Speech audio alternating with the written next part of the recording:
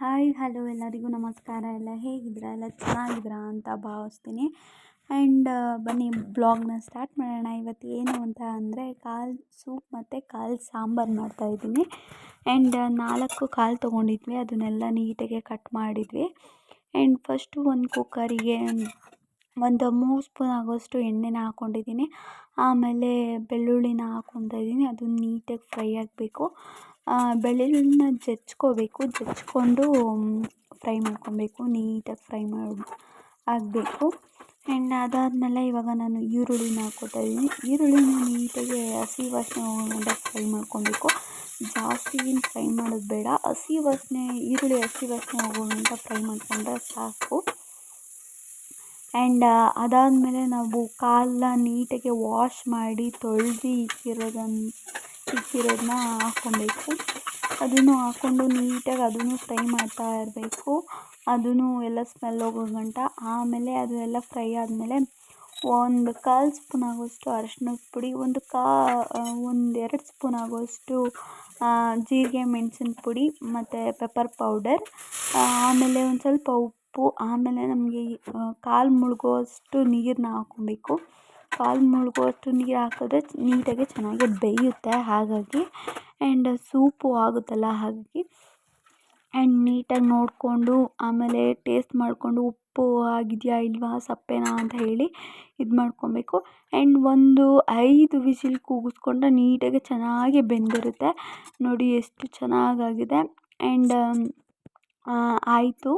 And ಇವಾಗ ನಾನು taste ಮಾಡಿ ನೋಡ್ತಾ ಇದ್ದೀನಿ. ಸಕ್ಕತ್ತಾಗಿ ಬಂದಿತ್ತು. ಸೂಪ್ ಮಾತ್ರ ಚೆನ್ನಾಗಿತ್ತು.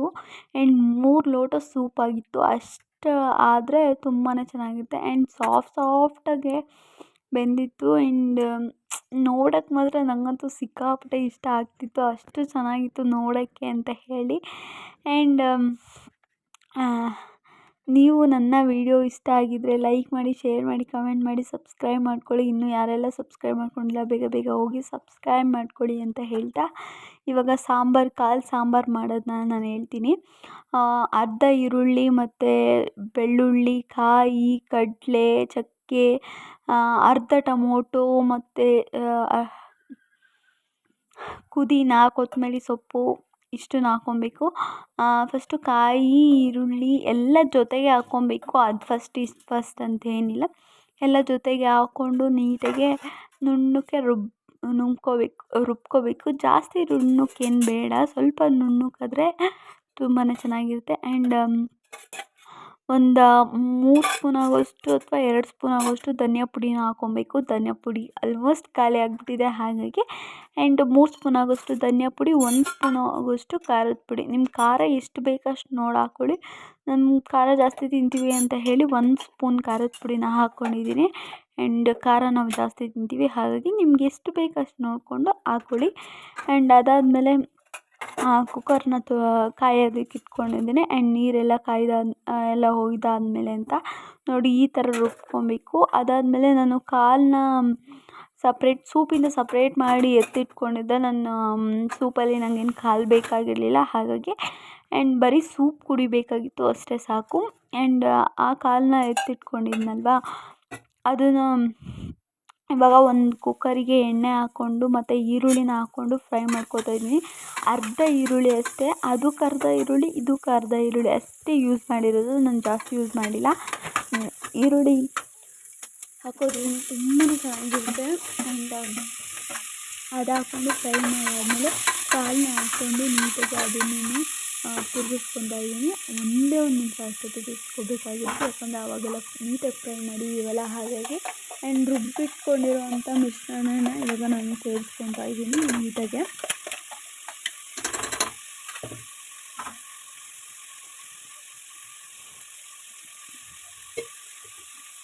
ಆ್ಯಂಡ್ ಅದು ಹಸಿ ವಾಸನೆ ಹೋಗೋಗಂಟ ನೀಟಾಗಿ ಬೇಯಬೇಕು, ಹಾಗಾಗಿ ನಾನು ಏನು ತಿರ್ಗ್ಸೋಕ್ಕೆ ಹೋಗ್ತಾಯಿಲ್ಲ.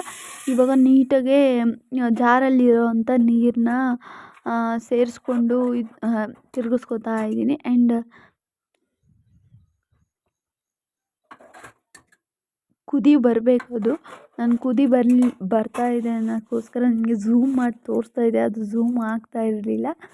ಇಟ್ಸ್ ಓಕೆ ಅಂತ ಹೇಳಿ ನೋಡಿ, ಇವಾಗ ಕಾಣಿಸ್ತಾ ಇದೆ. ಕುದಿ ಬಂದಾಗ ಉಪ್ಪನ್ನ ಹಾಕ್ಕೋಬೇಕು ನಾವು. ಉಪ್ಪು ಎಷ್ಟು ಬೇಕು ಅಷ್ಟು ನೋಡಿ ಹಾಕ್ಕೊಬೇಕು ಮತ್ತು ನೀರನ್ನ ಸೇರಿಸ್ಕೋಬೇಕು. ನಮ್ಗೆ ಎಷ್ಟು ಸಾಂಬಾರು ತೆಳ್ಳಗೆ ಬೇಕೋ ಗಟ್ಟಿಯಾಗಿ ಬೇಕೋ ನೋಡಿಕೊಂಡು ಹಾಕ್ಕೊಬೇಕು. ಅನ್ನಕ್ಕೆ ಮುದ್ದೆಗೆ ಆದರೆ ಒಂದು ಸ್ವಲ್ಪ ತೆಳ್ಳಗಿದ್ರೆ ಚೆನ್ನಾಗಿರುತ್ತೆ. ಇಲ್ಲಾಂದರೆ ಚಪಾತಿಗೆ ಇಡ್ಲಿಗೆ ದೋಸೆಗೆ ಅಂತ ಆದರೆ ಗಟ್ಟಿಯಾಗಿದ್ದರೆ ತುಂಬಾ ಚೆನ್ನಾಗಿರುತ್ತೆ. ಆ್ಯಂಡ್ ನಮಗೆ ಅನ್ನಕ್ಕೆ ಮತ್ತು ಮುದ್ದೆಗೆ ಬೇಕಾಗಿತ್ತು, ಹಾಗಾಗಿ ನಾನು ತೆಳ್ಳಗೆ ನೋಡಿಕೊಂಡು ನೀರನ್ನ ಹಾಕ್ಕೋತಾ ಇದ್ದೀನಿ. ಆ್ಯಂಡ್ ಉಪ್ಪು ಆವಾಗಲೇ ಹಾಕಿದ್ವಲ್ಲ, ಅದಕ್ಕೆ ಒಂದು ಸ್ವಲ್ಪ ಹಾಕ್ಕೊತಾ ಇದ್ದೀನಿ ನಾನು. ಜಾಸ್ತಿ ಏನು ಹಾಕ್ಕೋತಿಲ್ಲ, 1-2 ಸ್ಪೂನ್ ಆಗೋಷ್ಟು ಉಪ್ಪನ್ನ ಹಾಕ್ಕೊಂಡಿದ್ದೀನಿ ಅಷ್ಟೇ. ಅದನ್ನು ಹಾಕ್ಕೊಂಡು ಇವಾಗ ನಾನು ವಿಸಿಲ್ ಹಾಕ್ಸ್ಕೊತಾ ಇದ್ದೀನಿ. 2 ವಿಸಿಲ್ ಕೂಗಿಸ್ಕೊಂಡ್ರೆ ಸಾಕು, ಸಾಂಬಾರು ರೆಡಿ. ಅಷ್ಟೇ ಈಸಿಯಾಗಿ ಮಾಡ್ಬೋದು. ತುಂಬಾ ಚೆನ್ನಾಗಿತ್ತು ಸಾಂಬಾರಂತೂ. ಆ್ಯಂಡ್ ಮುದ್ದೆನೂ ಮಾಡಿದ್ದೆ. ಮುದ್ದೆಗೆ ಕಾಳನ್ನ ಹಾಕ್ಕೊಂಡು ತಿಂತಾಯಿದ್ದೆ. ಆ್ಯಂಡ್ ಸಾಫ್ಟಾಗಿ ಬೆಂದಿತ್ತು, ತುಂಬಾ ಚೆನ್ನಾಗಿ ರುಚಿಯಾಗಿ ಬಂದಿತ್ತು ಅಂತಲೇ ಹೇಳ್ತೀನಿ. ಆ್ಯಂಡ್ ಇನ್ನೂ ಯಾರೆಲ್ಲ ನನ್ನ ಚಾನಲ್ನ ಸಬ್ಸ್ಕ್ರೈಬ್ ಮಾಡ್ಕೊಂಡಿಲ್ಲ ಪ್ಲೀಸ್ ಹೋಗಿ ಸಬ್ಸ್ಕ್ರೈಬ್ ಮಾಡ್ಕೊಳ್ಳಿ. ಇನ್ನು 150ಗೆ ಇನ್ನು ಬರೀ 30 ಮೆಂಬರ್ಸ್ ಅಷ್ಟೇ ಇರೋದು. ಪ್ಲೀಸ್ ಹೋಗಿ ಸಬ್ಸ್ಕ್ರೈಬ್ ಮಾಡ್ಕೊಳ್ಳಿ. ಹೀಗೆ ನನ್ನ ವಿಡಿಯೋ ನೋಡಿ ಲೈಕ್ ಮಾಡಿ, ಶೇರ್ ಮಾಡಿ, ಕಮೆಂಟ್ ಮಾಡಿ. ಟೇಕ್ ಕೇರ್, ಲವ್ ಯು, ಬಾಯ್. ನಿಮಗೆ ಸಿಗ್ತೀನಿ ಮುಂದಿನ ವಿಡಿಯೋದೊಂದಿಗೆ.